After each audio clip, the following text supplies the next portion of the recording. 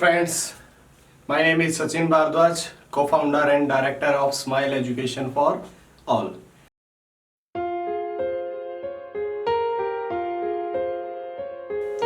Hello friends, last video के अंदर हमने स्टडी किया था अबाउट टेक्सोनॉमी एंड उसके बाद हमने डिस्कस किया था सिस्टमैटिक ब्रांच ऑफ साइंस के बारे में। दो अलग अलग ब्रांच है साइंस की और उनके अंदर हमने स्टडी किया था कि जो डाइवर्सिटी है लिविंग ऑर्गेनिजम्स की बहुत ज़्यादा है। नंबर जो है लिविंग ऑर्गेनिजम्स का अर्थ पर वो बहुत ज़्यादा है। अब उन नंबर्स, इतने ज़्यादा नंबर्स जो है स्पीसीज का अर्थ पर, तो उनको इंडिविजुअल स्टडी करना पॉसिबल नहीं है। तो उनके लिए हमने ग्रुप्स असाइन किए गए थे, यानी प्रोसेस क्लासिफिकेशन को यूज किया था। अब हम आगे की जो है नॉलेज इस चैप्टर की वो गेन करेंगे इस वीडियो के अंदर। तो आइए वीडियो को स्टार्ट करते हैं। तो इस वीडियो के अंदर हम जिस टॉपिक के ऊपर बात करेंगे सबसे पहले वो है नोमेनक्लेचर।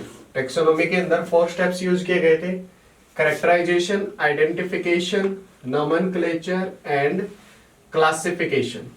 तो नोमेनक्लेचर मींस हर एक इंडिविजुअल को एक पर्टिकुलर नेम असाइन किया जाएगा।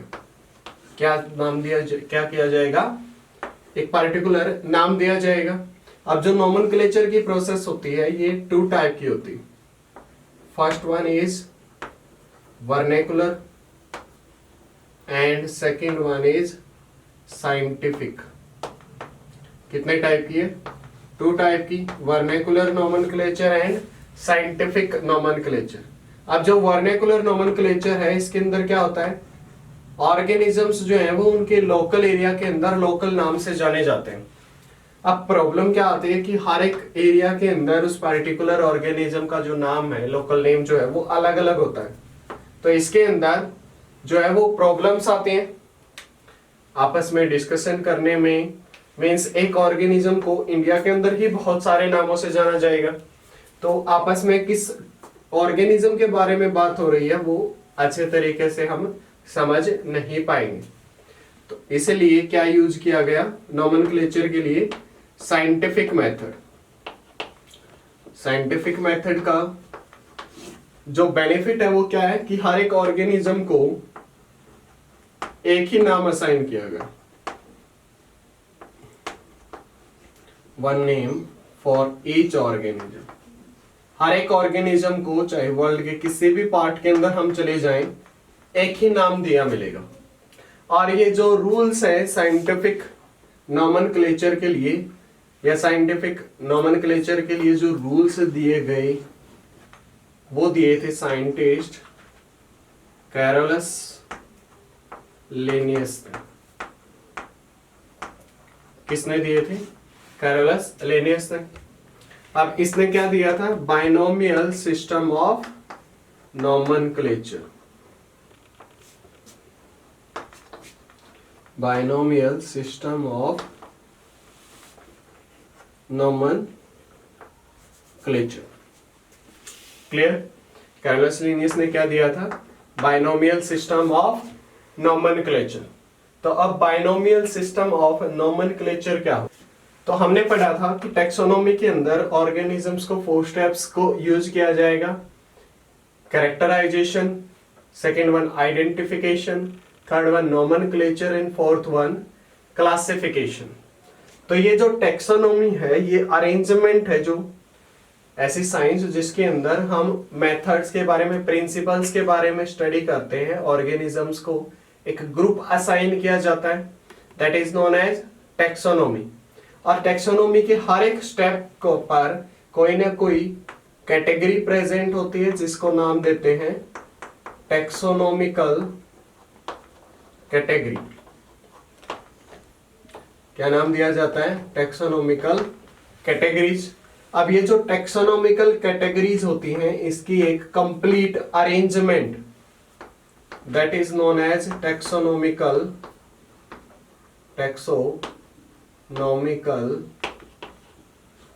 हायरार्की। उसको क्या नाम दिया जाता है? Taxonomical hierarchy. अब टेक्सोनॉमिकल हायरार्की के अंदर 7 ऑब्लिगेट कैटेगरीज को रखा गया था। कितने कैटेगरीज को रखा गया? 7 कैटेगरीज को रखा गया। और इन 7 कैटेगरीज में कौन कौन सी कैटेगरीज आती हैं? First one is kingdom, second one is phylum या फिर डिवीजन। जो फाइलम वर्ड है वो यूज करते हैं एनिमल्स के लिए और डिवीजन वर्ड यूज करते हैं प्लांट्स के लिए। किंगडम, फाइलम, उसके बाद जो था या नीचे से देख लेते हैं स्पीसीज, स्पीसीज के बाद जीनस, फैमिली, ऑर्डर और क्लास। अब इसको जो टेक्सोनॉमिकल कैटेगरीज होती हैं 7 ऑब्लिगेट कैटेगरीज, इनको याद करने के लिए हम अलग अलग तरीकों का यूज कर सकते हैं, जैसे keep, pot, clean, otherwise, family, get, sick. तो एक तरीका है इनको याद करने का, कैसा? Keep, pot, clean, otherwise, family, get, sick. तो ये समझ में है हम इसको कैसे याद रख सकते हैं। तो पहले जो दो हैं स्पीसीज और जीनस, इन्हीं को कैटेगरीज को यूज किया गया था बाइनोमियल सिस्टम ऑफ नोमेनक्लेचर के अंदर। कैसे? तो जो बाइनोमियल सिस्टम ऑफ नोमेनक्लेचर है, binomial system of nomenclature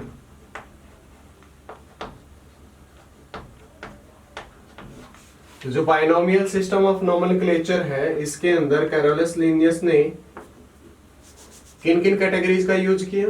2 categories का, first one genus and second one species. Binomial का मतलब ही 2 होता है, तो 2 को कैटेगरीज को यूज किया गया, जीनस को और स्पीसीज को। मतलब हर एक के नाम के अंदर जीनस और स्पीसीज को इंक्लूड किया जाएगा। जैसे एग्जाम्पल के लिए मैंगो इज मैंजीफेरा इंडिका। क्या है? Mangifera indica. तो ये किसका नाम है? Scientific name is of mango. तो ऐसे हर एक लिविंग ऑर्गेनिज्म के लिए साइंटिफिक नेम दिए गए।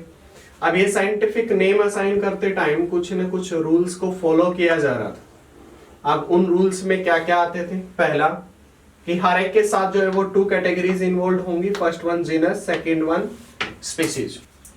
तो हर एक के साथ कितनी कैटेगरीज इन्वॉल्व होंगी? 2, जीनस और स्पीसीज। तो पहला जो वर्ड होगा जीनस का, वो हमेशा कैपिटल लिखेंगे। कैसा लिखेंगे?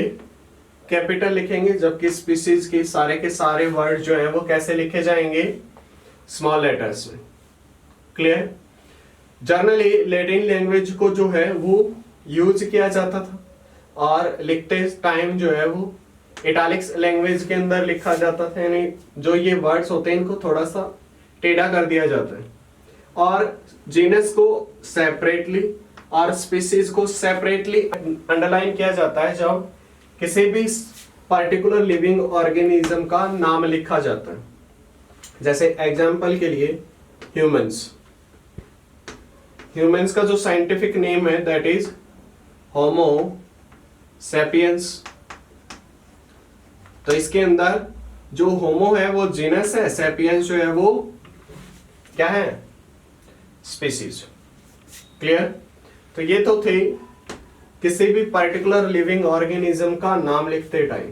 अब यदि बाई चांस जो स्पीसीज है उसके साथ साथ उसके डिस्कवरर का नाम भी लिखना हो, जैसे मैंजीफेरा इंडिका के पीछे साइंटिस्ट का नाम भी लिखना हो, तो उसको एब्रीवेटेड फॉर्म में लिखेंगे, यानी कंप्लीट नहीं लिखेंगे, सिर्फ लिन लिख के छोड़ देंगे। लिनियस के लिए सिर्फ लिन।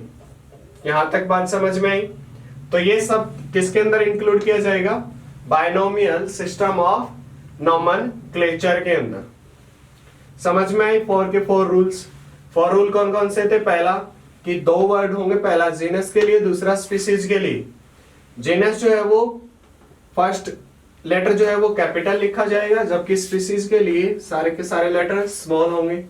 लैटिन लैंग्वेज से जो है इनको यूज किया जाता है। लैटिन लैंग्वेज जो है डेड लैंग्वेज होती है, इसलिए लैटिन लैंग्वेज को ज्यादातर यूज किया जाता है। और रिटन फॉर्म जो है वो इटैलिक्स में होती है, सेपरेटली अंडरलाइन करते हैं। साइंटिस्ट का जो नाम होता है वो एब्रिवेटेड फॉर्म में लिखते हैं। तो ये होता है बायनोमियल सिस्टम ऑफ नोमेनक्लेचर। एक ट्राइनोमियल सिस्टम ऑफ नोमेनक्लेचर भी आया था, एनसीईआरटी ने इसको मेंशन नहीं किया है। ट्राइनोमियल सिस्टम ऑफ नोमेनक्लेचर भी है, trinomial system of nomenclature. Trinomial system of nomenclature के अंदर क्या किया गया था कि जीनस, स्पीसीज, उसके बाद सब स्पीसीज, थर्ड क्या ऐड किया गया, सब स्पीसीज।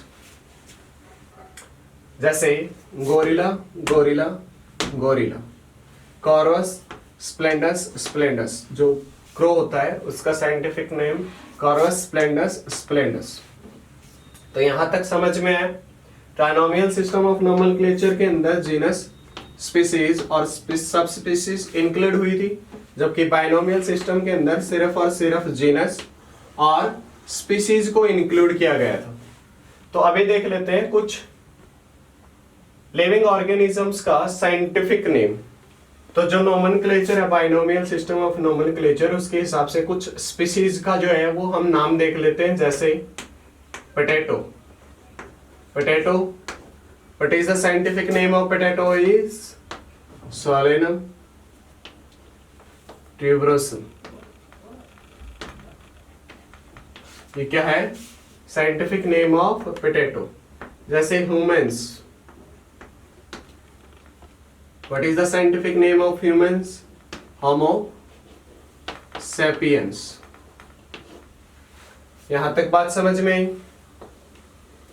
जैसे rice, what is the scientific name of rice, oryza स्टाइवा।